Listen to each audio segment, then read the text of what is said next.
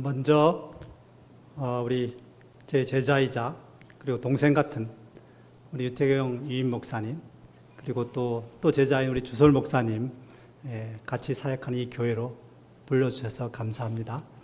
29명의 우리 단기 선교팀이 갔는데, 제가 한 30년 전에 우리 청년들을 이끌고 인도네시아를 갔을 때 1000명 교회에서 30명이 안 됐어요. 근데 이 교회는 이 작은 숫자에도 불구하고 그 많은 성도들을 보낼 수 있다는 것, 여러분들이 이곳에 남아있는 여러분들의 보냄이 참 대단하다, 이렇게 생각을 듭니다.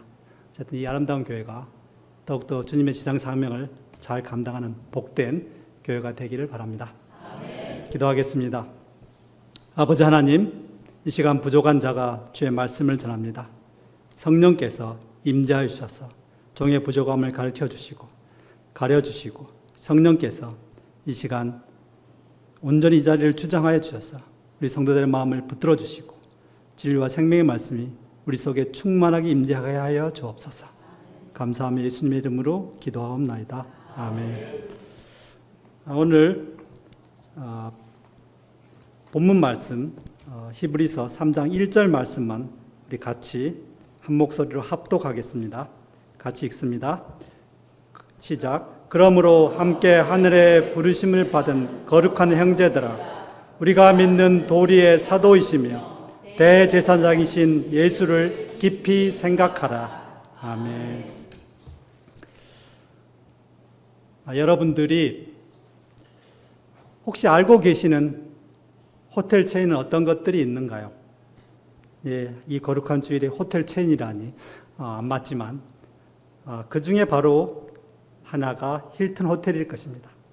이 힐튼 호텔의 창업자는 콜레드 힐튼입니다. 그는 집안이 가난해서 소년공으로 일했던 이재명 대통령처럼 일찌감치 취업을 했습니다.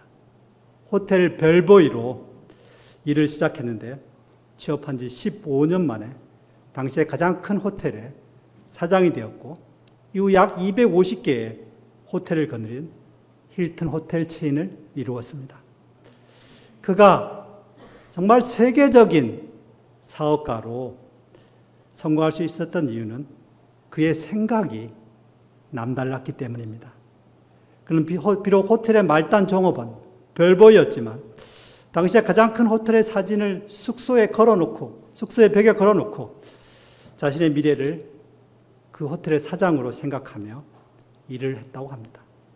그 결과 그는 자신보다 더 부지런하고 더 업무 처리 능력이 뛰어난 동료들보다 더 일찍 그리고 더 크게 성공할 수 있었습니다.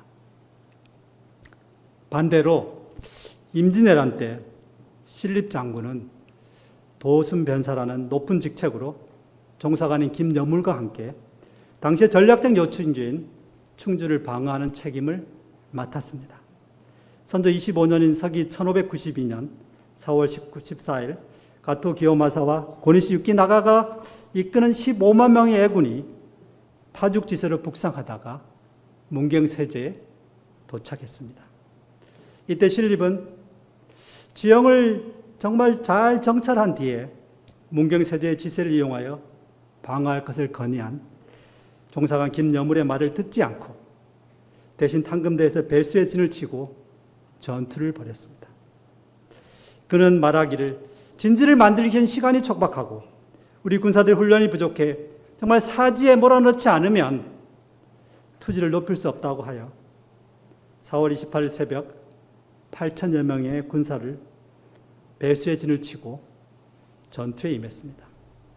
신립은 애군과의 전투에 몸소 자기가 직접 참여해서 병사들을 독려했지만 패색짓자 결국 남한강에 투신하여 스스로 목숨을 끊었습니다. 이 탕금대 전투의 실패로 당시의 왕이 선조는 수도인 한양을 떠나 평안도로 피난을 가야 했습니다. 이 전투를 연구한 서양의 한 군사 전문가는 어이없는 생각 때문에 엄청난 전략적 요충지를 버리고 크게 패전한 전투였다 평가했습니다. 힐튼과 신립의 경우에서 우리는 어떻게 생각하느냐에 따라 한 사람의 인생은 물론 국가의 명운도 좌우될 수 있다는 것을 보게 됩니다. 이처럼 생각이 다르면 행동이 다릅니다. 그리고 이런 생각과 행동이 습관을 만들어 갑니다. 습관이 제2의 천성이라는 말처럼 이 습관이 인생을 만들어 갑니다. 결국 우리가 습관적으로 하는 말과 행동이 우리의 인생을 만들어 갑니다. 그러므로 우리가 어떤 생각을 갖냐에 따라 우리 인생이 달라집니다. 그렇죠? 정말 안 그런 것 같습니다. 따라서 우리의 생각은 우리의 인생을 만들어가는 씨앗과 같은 것입니다. 오늘 우리에게 주신 성경 말씀은 예수 믿는 우리들의 인생에서 최고의 씨앗이 되는 생각이 어떤 것인지를 말씀하고 있습니다. 그것은 무엇입니까? 예수를 깊이 생각하라는 것입니다. 예수를 단순히 믿으라는 것이 아니라, 예수 이름을 그저 부르라는 것이 아니라 깊이 생각해 보라는 것입니다. 이 깊이 생각하라는 말은 어떤 일에 정말 몰두하다, 마음을 고정시키다 하는 의미를 가지고 있습니다. 즉 예수를 깊이 생각하라는 말씀은 우리의 생각을 예수님께 고정시키는 것입니다. 일반적으로 우리가 어떤 일이든지 깊이 생각하지 않고 섣불리 행동하면 실수가 많고 따라서 그 일의 결과가 좋지 못하죠. 반면에 깊이 생각할수록 더 좋은 결과를 얻게 되지 않겠습니까? 특별히 성도가 생명이라는 이 시대에도 바른 생각, 바른 방향이 중요하다는 것을 보여줍니다. 그런데 이러한 이치 우리의 신앙생활에도 적용이 됩니다.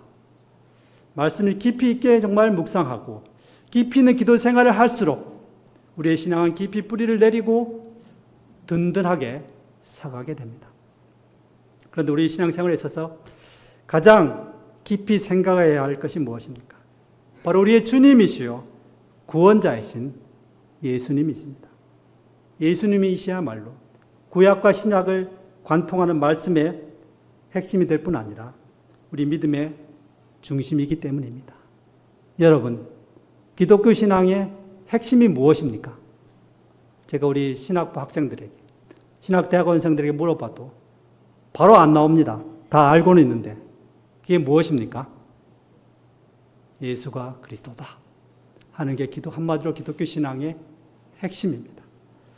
바로 이 기독교 신앙이 말씀의 핵심이고 우리의 믿음의 중심으로 있는 우리의 믿음의 핵심인데, 히브리서는 박해를 당한 유대인 그리스도인들이 유대교로 돌아가는 것을 심각하게 고민하던 시기의 서신입니다. 유대교를 믿으면 박해를 받지 않고 예수를 믿으면 박해를 받고 죽음까지도 각오해야 되는 그런 상황 속에 똑같은 하나님인데 차라리 유대교를 믿자, 이렇게 생각하는 그들을 설득하고 변증하기 위한 그런 서신입니다. 바로 예수를 믿는 것이 진짜 하나님을 믿는 것이다 하는 것을 변증하는 서신입니다. 그 핵심은 바로 예수님이 하나님의 아들이시라는 것입니다. 그럼 오늘 우리에게 주신 히브리의 본문은 예수님에 대해서 어떻게 말씀하고 있습니까? 첫째로 사도로 이 땅에 오신 예수님을 깊이 생각하라고 합니다. 무엇으로 오셨습니까? 여기는 대답을 안 하나 봅니다. 네. 사도로, 일부 때는 사도로 하고 분명히 말씀을 해주셨습니다. 사도로 오셨습니다. 사도란 말의 뜻은 무엇입니까? 우리 헬라어 아포스톨로스, 영어 아포슬은 보냄을 받았다, 보내심을 받았다는 뜻입니다.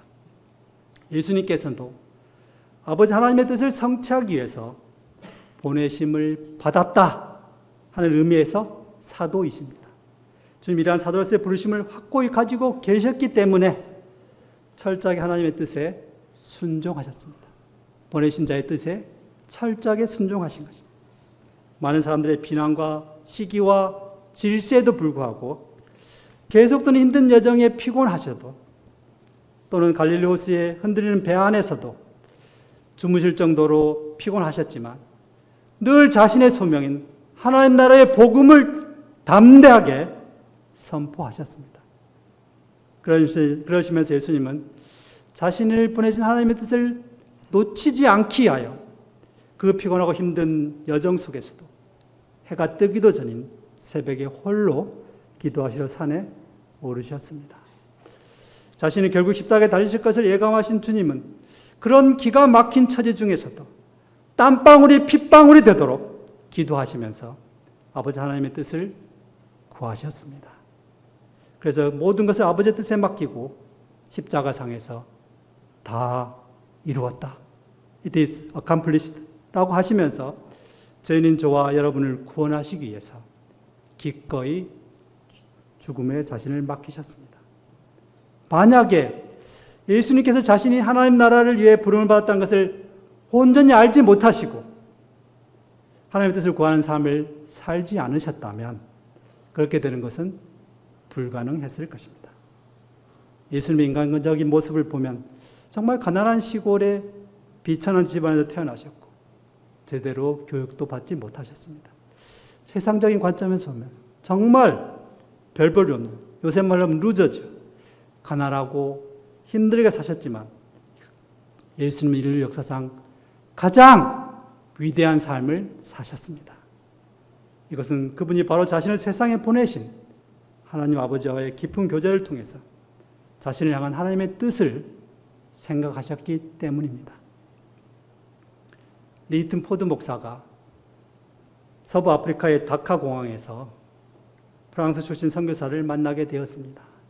그 선교사가 이슬람 지역에서 10년 동안 일했다고 자신을 소개하자 포드 목사 일행 중 한 사람이 그에게 그동안 얼마나 많은 모슬렘이 기독교를 개종했는가라고 물었습니다. 그러자 그 선교사는 2명이라고 말했습니다. 그러자 포드 목사 일행 중 한 사람이 불쑥 다음과 같이 질문을 했습니다. 그럼 도대체 무엇 때문에 이곳에 있습니까? 아마도 10년 했는데 2명이에요. 그럼 이곳은 선교지가 아닌가 봐. 딴 데로 옮기셔야 되지 않을까? 아마 이런 의도에서 물었을 것입니다.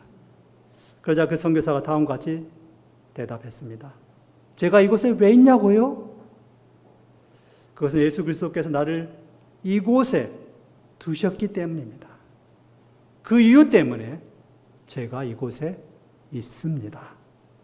포드 목사는 이 선교사와의 만남이 자신의 생애 중 잊을 수 없는 경험이었다고 회고했습니다.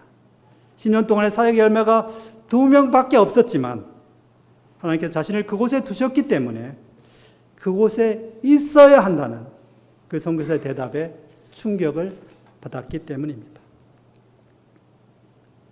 제가 지난 8월 말에 명성교회에서 예배를 마치고 같이 식사를 한 선교사님은 시내산에서 집 짓고 사신다고 했는데 이분이 10년 동안 사역할 동안 열매가 얼마나 있었겠습니까? 한번 알아맞혀 보시죠. 단 한 명의 결신자도 없었습니다. 얼마나 실망스러웠겠습니까? 10년 사역을 마치고 뉴질랜드에서 안식년 사역을 하는 중에 그곳에 한인교회에서 청빙을 받았습니다. 아이들이 너무 좋아해서 그곳에 정착하기로 했습니다. 그런데 갑자기 선교지 한 청년이 내가 예수를 믿겠으니 와서 세례를 달라고 해서 정말 가기 싫다는, 죽기보다 싫다는 그 아이들을 겨우겨우 설득해서 다시 시내산으로 돌아왔습니다. 그리고 이제 결신자가 생겼으니 계속해서 예수 믿는 자들이 생기겠거니 했는데 어떻게 됐을까요? 15년 동안 여전히 한 명입니다. 25년간 한 명이죠. 정말 힘들었는데 25년이 되던 작년 영어 캠프를 해서 기대 이상의 열매를 맺었습니다. 그러자 다른 선교사님들이 우리는 15년이나 했는데 왜 열매가 없냐? 어떻게 했길래 그런 역사가 일어났냐고 물어봤다고 합니다. 그러자 이 선교사님이 25년을 인내하면서 사역한 것과 단지 15년 사역한 것이 차이가 있지 않냐? 이렇게 말씀을 하셨다고 합니다. 사랑하는 성도 여러분, 하나님께 우리를 거룩한 백성으로 부르셨습니다. 이 부름에 여러분 각자는 어떻게 반응을 하고 있습니까? 또한 우리 모두는 예수 그리스도의 종으로서 복음을 전할 임무를 받았습니다. 그러나 열매가 없다면, 여러분 열매가 하나도 없다면 어떤 생각이 드십니까? 그리스도께서 오늘 본문에서 계속해요. 신실한, 영어로 faithful한 하나님의 아들로 지칭이 됩니다. 이 신실함은 상황과 처지와 형편에 좌우되지 않고 우직하게 사는 것입니다. 요새는 약삭 빠른 사람이 대세라고 하는데 예수를 깊이 생각하는 사람은 우직하게 사는 것입니다.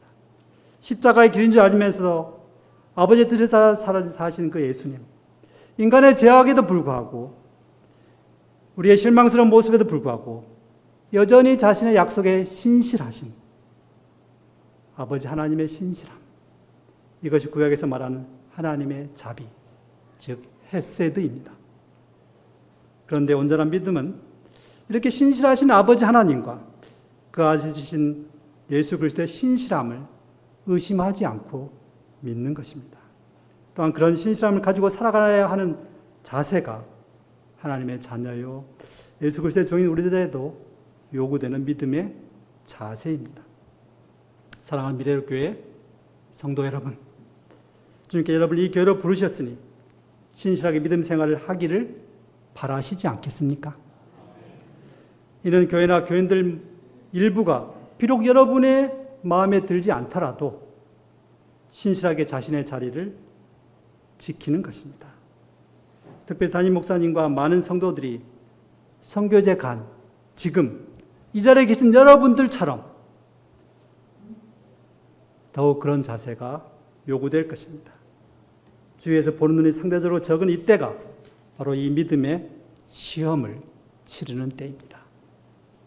한편 여러분이 부름을 받은 직장 과정에서 비록 지금 당장은 실망스러울 정도로 열매가 적거나 없더라도 예수님을 깊이 생각하심으로 아버지 하나님의 뜻에 죽기까지 충성하신 사도이신 예수 그리스도의 제자로 신실하게 살아가시기 바랍니다.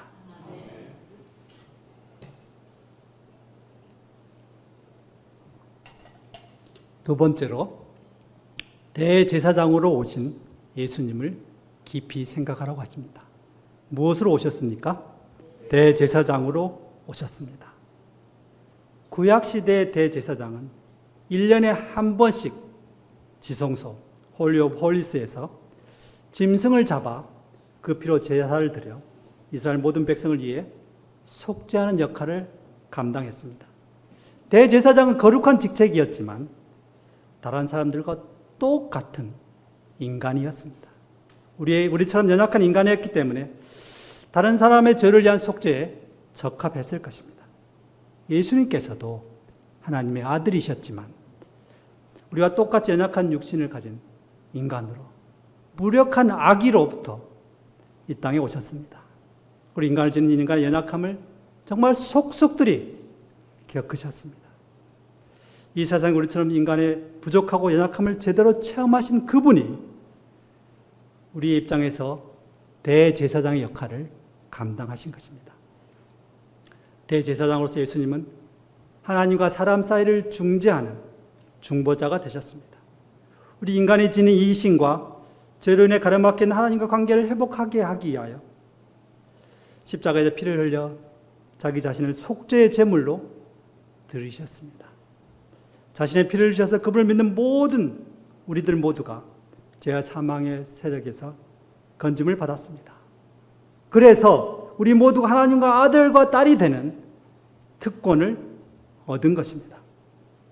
그런데 이 하나님의 자녀가 되는 특권과 함께 우리는 예수님과 같은 제사장 역할을 하도록 부름을 받았습니다. 우리의 가정과 직장 그리고 교회와 지역사회에서 하나님과 사람 사이 그리고 사람과 사람 사이를 화목하게 하는 사명을 받았습니다. 예수님처럼 자신의 삶을 헌신해서 많은 사람들의 생명을 구원한 일에 섬기는 자들로 부름을 받았습니다. 그런가요? 네. 몇 분만 계시군요. 그러나 우리들 대부분은 연약하여 때로는 육신이 약해서 학교 가정생활 그리고 직장일도 제대로 감당하기가 벅찰 때가 많습니다. 한마디로 생존하기도 힘이 드는 처지에 있지 않습니까? 그러나 하나님께서는 우리에게 아무것도 주시지 않고 그저 사역을 해라 하는 그러한 분이 아니십니다. 주님 우리에게 어떤 일을 맡기실 때 무엇을 주실까요? 그것이 합당한 능력도 같이 주십니다. 그 능력은 어디서 옵니까? 바로 예수님께로부터 옵니다. 우리들이 겪는 온갖 어려움을 똑같이 체험하신 그분이, 우리의 약함을 잘 아시는 그분이 로마서 8장 34절 말씀처럼 하나님 보좌 우편에 앉으셔서 우리를 위해 지금도 여전히 간구하시며 성령 우리와 함께 하셔서 우리를 돕고자 하십니다. 우리가 예수를 깊이 생각하고 하나님 나의 주인인 주님을 따라 사역하는 것이 바로 하나님 나라를 추구하는 것입니다. 이것이 바로 천국을 누리는 것입니다. 그럴 때 하늘과 땅의 모든 권세를 가지신 그분이 우리가 힘든 인생의 짐을 지고서 우리에게 주신 사명을 감당하게 하십니다. 그런데 그 능력은 단순히 우리가 예수님의 이름을 부르는 데 있는 것이 아니라 예수 우리 마음속에 깊이 담고 깊이 생각할 때 나타납니다. 그분의 영이 우리의 생각과 마음, 우리의 심령 속에 깊이 들어오실 때 그때야 주님의 능력이 우리 삶에 나타나게 됩니다. 또는 예수를 깊이 생각한다는 것은 우리의 사고에 깊이 그분이 뿌리를 내리신 것입니다. 이렇게 되기 위해서는 주님과의 교제가 무엇보다도 가장 우선이 되어야 합니다. 하루의 시작을 다른 어떤 것보다 먼저 그분과 함께하는 것이 바로 그것입니다. 그래야 하나님의 뜻이 우리의 삶에 단단한 반석이 되는 것입니다. 이렇게 예수님께 최우선적이고 전폭적인 신뢰를 하는 것이 바로 예수를 깊이 생각하는 것입니다. 엘리야 선교사가 남미의 키치와 인디안을 위해 그 선교를 위해서 선교센터를 건축하고 있었습니다. 그 센터에는 원주민 부족을 위한 병원과 학교 등의 시설들이 들어설 예정이었습니다. 엘리야 선교사 정말 1년 동안 혼신을 다해서 선교센터가 거의 완성 단계에 이르렀을 때 갑자기 큰 비가 오고 큰 홍수가 나서 이 모든 시설이 하루아침에 폐허가 되었습니다. 이 선교사는 절망스러운 상황에 크게 낙담했습니다. 여러분만 해도 그렇지 않겠습니까? 그러나 그런 홍수 속에서, 그런 홍수의 폐허 속에서 그는 세미한 하나님의 음성을 들었습니다. 나는 아직도 너의 하나님이다. 지금도 너는 나를 신뢰할 수 있느냐? 이에 그는 다음과 같이 고백했습니다. 나의 모든 수고가 물거품이 되었습니다만 하나님께서 이제 다시 시작하실 것입니다. 사랑하는 성도 여러분, 지금 여러분의 믿음은 어떻습니까? 비록 부름을 받았다고 하지만 가정과 직장 생활이 힘들고 어렵다고 낙심하고 좋은 직장이 없다고 혹은 돈이 없고 병마로 건강이 좋지 않고 미래의 전망이 불투명해서 의기소침해 있지 않습니까? 만약 여러분에게 이 엘리야 선교사와 같은 상황이 벌어진다면 어떻게 하시겠습니까?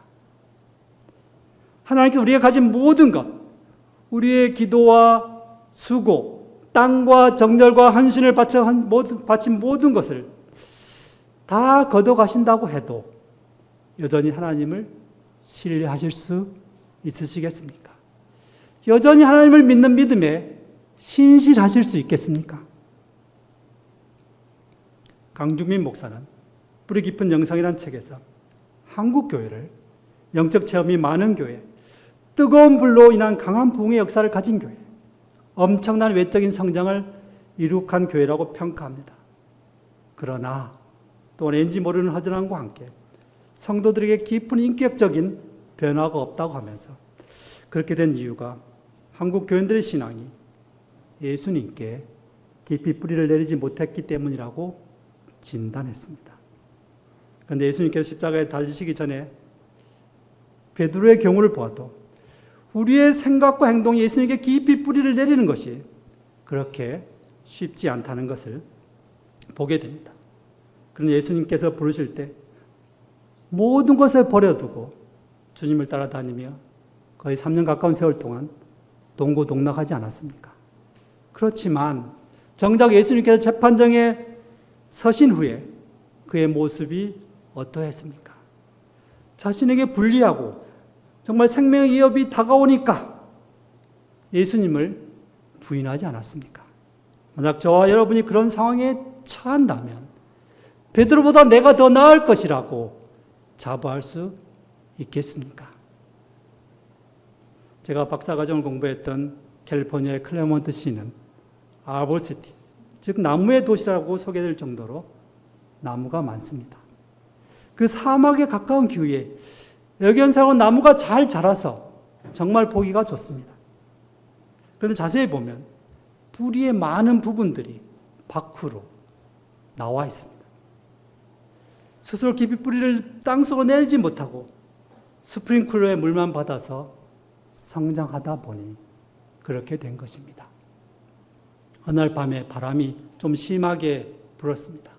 제가 그 다음날 아침에 일찍 운동을 하다가 보니 정말 아름드리 나무가 쓰러져 있었습니다. 조금 심하긴 했지만 태풍급도 아닌 바람에 그렇게 어이없이 넘어진 것입니다. 땅속 깊이 뿌리를 내리지 않았기 때문입니다. 우리들도 마찬가지입니다. 외견생활 신앙생활을 오래 하고 믿음이 있어 보인다 할지라도 생활 속에서 예수님을 깊이 생각하고 살지 않으면 쉽게 세상의 유혹에 굴복하고 넘어지게 될 것입니다. 그러나 우리가 예수님과 깊이 있는 교제를 통하여 예수님을 정말 깊이 생각하는 신앙생활을 할 때 우리는 세상의 유혹이나 풍파 그리고 어떤 문제도 흔들지 않고 세상에 이기는 믿음의 사람으로 살아가게 될 것입니다. 그렇게 여러분이 되시기를 바랍니다. 이제 마지막입니다. 제가 근무하는 한일장신대학교의 설립자 중 한 사람인 서석평 선교사는 독일에서 사생아로 태어났습니다. 그 어머니는 자신을 갓난아기 때 자신의 어머니, 즉 서석평 선교사의 외할머니에게 맡기고 미국으로 가서 결혼을 했습니다. 10살도 채 안 돼요. 그 할머니가 돌아가시자 혼자 거지꼴이 다 되어서 엄마를 찾아 미국으로 왔습니다. 엄마가 그렇게 살뜰에 따뜻하게 맞아주지도 않았습니다. 참 상처가 많은 인생이었습니다. 그런 그녀가 그런 상처에도 불구하고 간호사가 되어서 불쌍한 조선 사람들의 형편을 듣고 의료 선교사로 이 조선 땅에 왔습니다. 독신으로 병마와 싸우면서 14명의 고아들을 입양하고 30명이 넘는 과부들과 그 가족들을 돌보느라 늘 쪼들렸습니다. 그것을 보고 주의 동료 선교사들이 돈 개념이 없다 이렇게 비난을 하고 했습니다. 잘 입지도 못하고 먹지도 못하고 가난한 자들과 나병한 자와 같은 병자들을 돌보다가 54세라는 이른 나이에 소천을 했습니다. 그녀의 사인이 무엇이었습니까? 놀랍게도 영양실조였습니다. 그녀가 남긴 것은 담요 반장과 동전 몇 개, 그리고 한 움큼의 곡식뿐이었습니다. 이런 그녀를 당시의 동아일보는 재생한 예수라고 칭하면서 그녀의 생애를 대서특필했습니다. 어째서 이런 삶이 가능했습니까? 바로 그녀가 예수를 깊이 생각하고 그런 예수를 따라 살고자 했기 때문입니다. 사랑하는 미래로 교회 성도 여러분, 지금 여러분은 어떻게 살고 계십니까? 어렵고 힘드시지요? 때로는 포기하고 싶은 생각을 가진 분들도 있을 것입니다.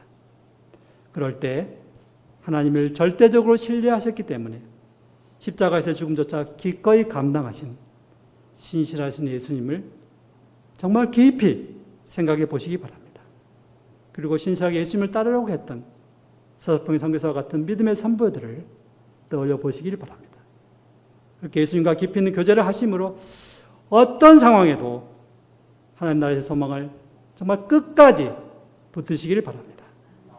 우리의 생각과 닻을 예수님께 고정하심으로써 흔들릴지언정 표류하지 않는 믿음의 사람, 하나님의 사람 되시기를 바랍니다. 그래서 여러분들이 사는 곳에서 진리의 말씀을 전하는 사도로서, 한목을 도모하는 제사장으로서 거룩한 사명을 능히 감당하시는, 충성스럽게 감당하시는 여러분 되시기를 간절히 축원을 드립니다. 기도하시겠습니다. 아버지 하나님, 부족하고 연약한 저희를 위해서도 기꺼이 십자가를 지신 주님을 깊이 생각합니다. 우리의 실망스러운 모습에도 불구하고 여전히 약속의 신실하신 하나님을 바라봅니다. 아버지 하나님, 정말 이 시간 이 자리에서 저에게 주신 말씀대로 우리의 믿음의 도리이시며 사도이시며 대제사장 예수를 깊이 생각함으로 연약하고 부족한 인생 중에서도 주님을 붙잡고 주님께 소망의 닷을 내리고 예수와 깊이 교제하면서 승리하는 믿음의 삶을 살아갈 수 있도록 역사해 주옵소서. 주여 저희를 강건케 하시고 온전케 하시고 새롭게 하여 주옵소서. 감사하며 예수님의 이름으로 기도하옵나이다. 아멘.